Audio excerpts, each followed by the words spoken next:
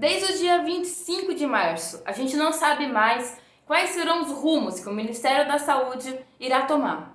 Eles estavam indo por uma via e aí, após o discurso do Bolsonaro, que criticou tudo que o Ministério da Saúde estava fazendo, e criticou as medidas que não saíram do nada. O Ministério da Saúde obedece ao OMS, obedece à ciência, obedece à medicina. E era para eles terem permanecido firmes.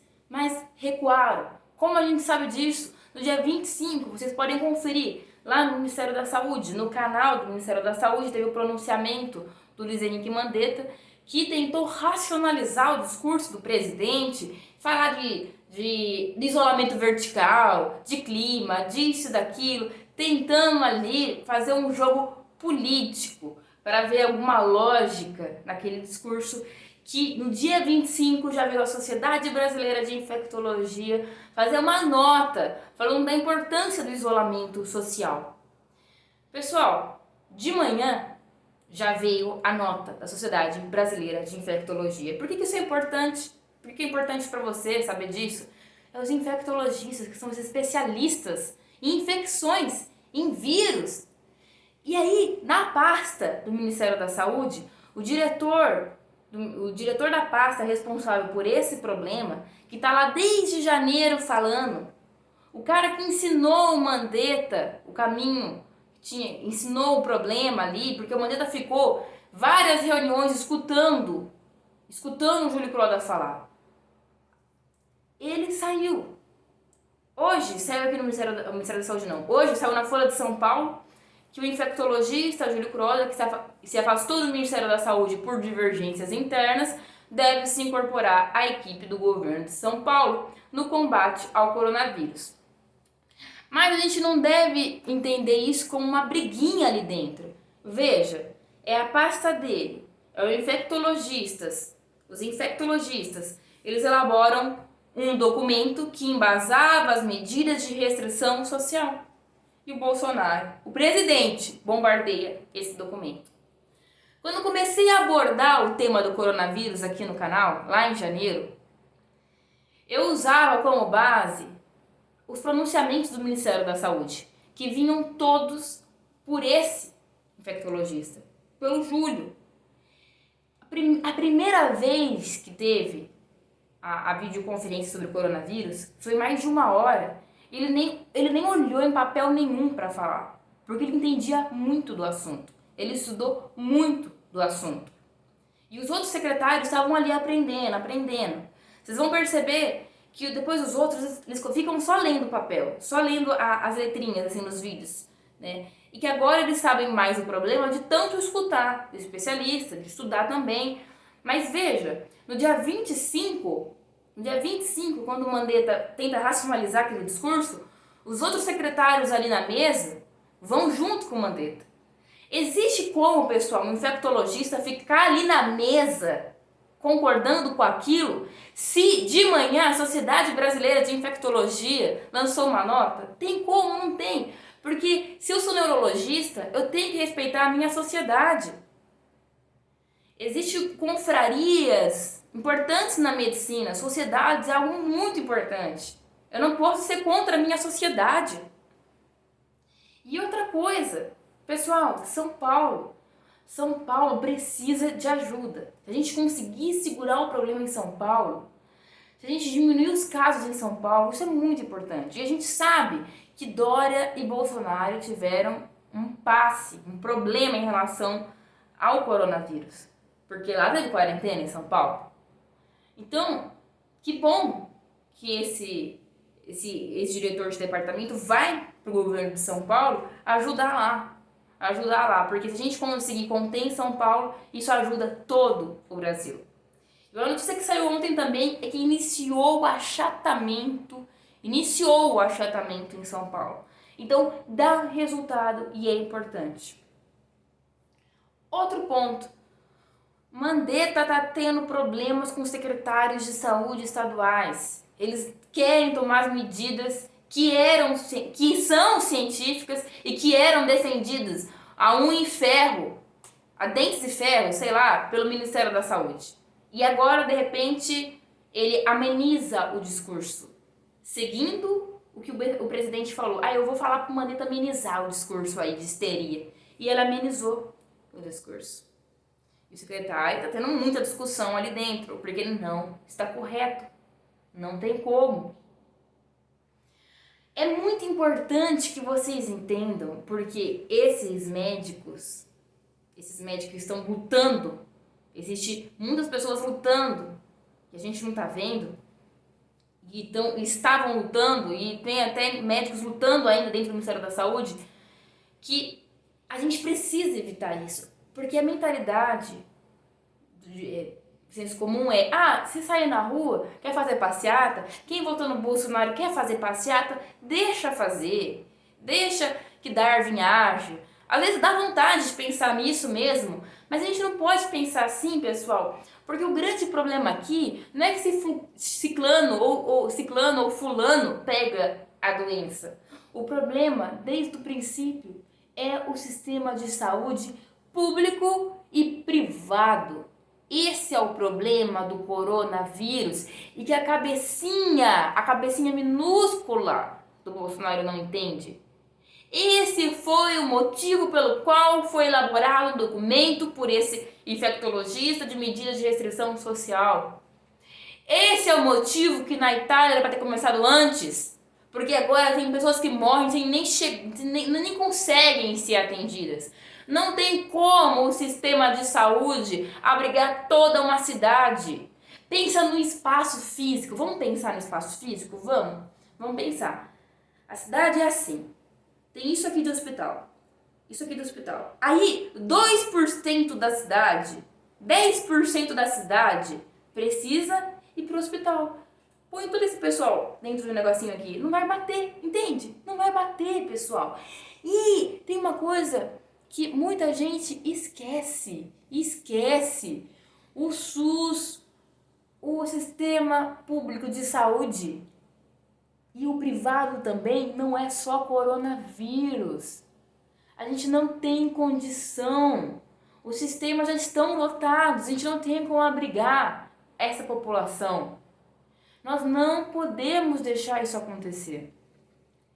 Hoje saiu uma campanha maléfica, uma campanha bandida, uma campanha genocida, e vinda do Planalto falando que o Brasil não pode parar. Pessoal, sabe quem estava fazendo isso? A Itália.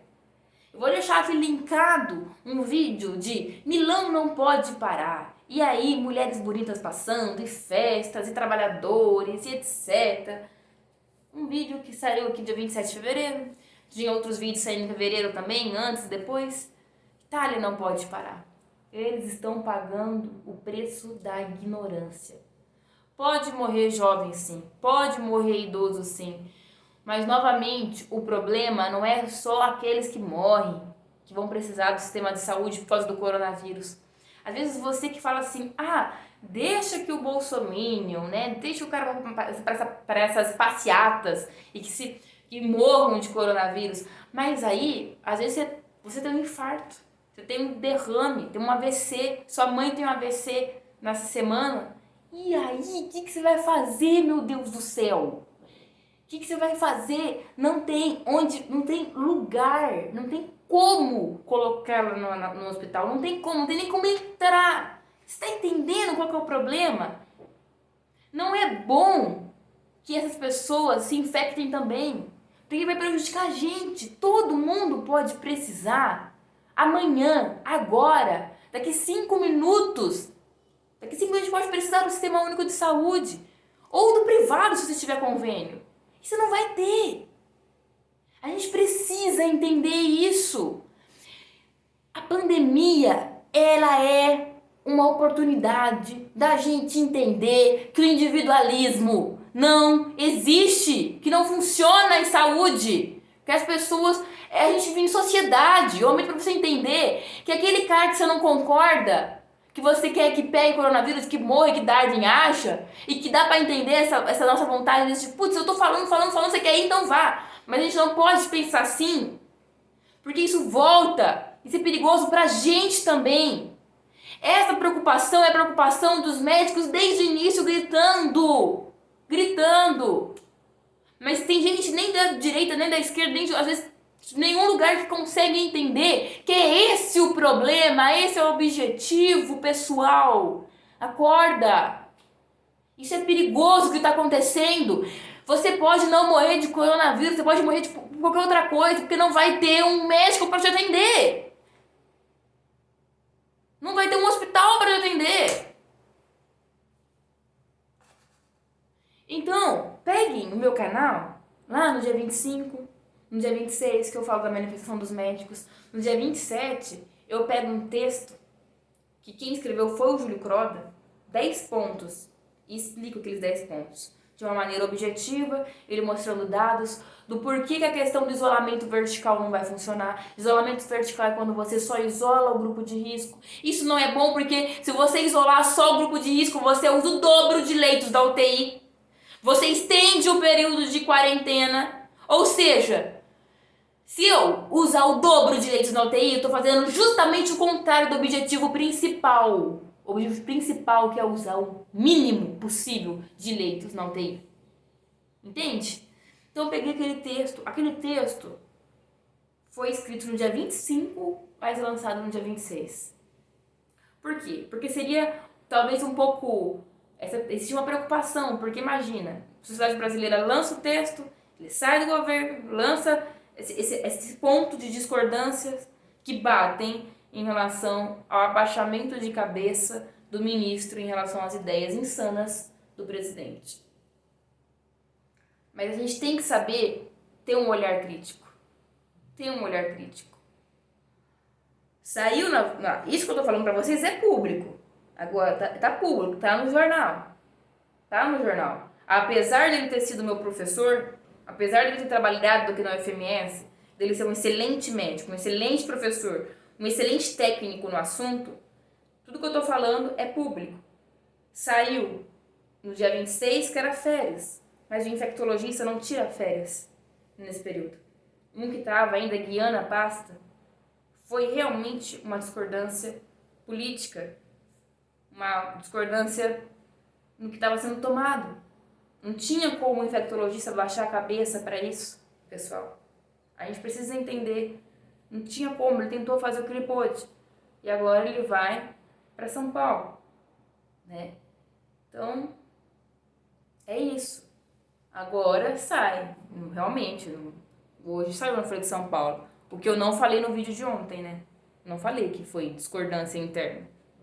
Falei que foi férias, mas hoje a gente vê. Hoje dá pra falar, né?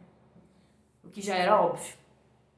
A gente precisa aprender também a ler as coisas e entender o significado, né? E o motivo que está sendo escrito daquele jeito.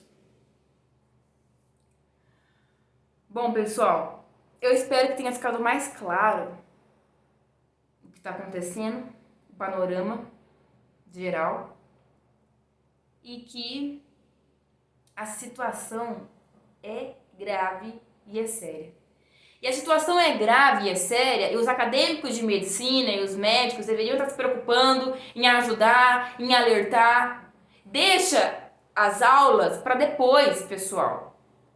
Deixa para quando a gente voltar, a gente ter cabeça para estudar o que é a matéria, para estudar isso, aquele tema específico. Agora é o momento da gente estudar infectologia, é o momento da gente estudar epidemiologia, estudar a pandemia, e ajudar as pessoas, alertar. É o momento da gente fazer vídeo, ajudar as pessoas. Não é o momento de ficar pensando em ADzinho, entendeu? A gente não tem... Pelo amor de Deus, o Brasil vai sucumbir. O Ministério da Saúde está baixando a cabeça pro Bolsonaro, cara. E os médicos estão quietos, se preocupando em cumprir carga horária, em burocracia. Tá, isso é um desabafo da minha parte. É por isso que as coisas não estão dando certo. Pô, precisa o que mais para as pessoas começarem a se engajar e ajudar o país? Vai precisar que a gente perca o nosso país? Vai precisar que sucumba, que entre em colapso o nosso sistema único de saúde? Para os médicos saírem das bolhas que eles estão? Para os acadêmicos de medicina estourarem as bolhas que eles estão? Agora não é momento de ficar lendo coisinha de... É momento de a gente estudar isso, ajudar, dar ideia. A gente tem informação, a gente tem competência para isso, vamos ajudar. Pô, seu vizinho tá compartilhando vídeo falando que vai voltar a trabalhar. Se você conversar com ele, ele vai te escutar. Conversa com ele e sai da sua casa. Sai da sua casa não, aliás. Manda uma mensagem, opa. Pro seu vizinho, conversa com ele, faz vídeo, explica. Fala no grupo da sua família. Faz alguma coisa. Para de ficar na sua bolinha. Isso vai chegar pra você. Vai chegar pros seus parentes. Pelo amor de Deus, eu tô inconformada com o que eu tô vendo, com o que eu tô assistindo, gente. Não deixem de compartilhar. Compartilhem os vídeos. Ajude o canal a crescer. Traz mais um inscrito, pessoal. É sério.